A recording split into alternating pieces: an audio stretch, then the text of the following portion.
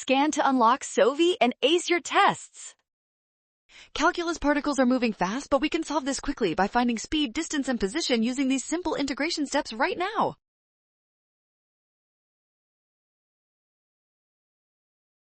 First, we find the speed at 2 seconds by plugging the time into our derivative functions and calculating the square root of the sum of their squares. It is super easy.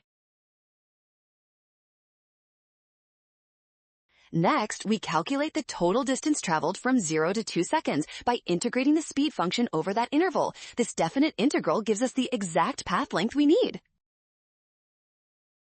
Finally, subtract the displacement from the position at 2 seconds. This fundamental theorem of calculus step reveals the starting point at time 0. Well done! Scan the code to learn with Sovi. Watch signs and avoid rushing. Trust given values and check steps for the win.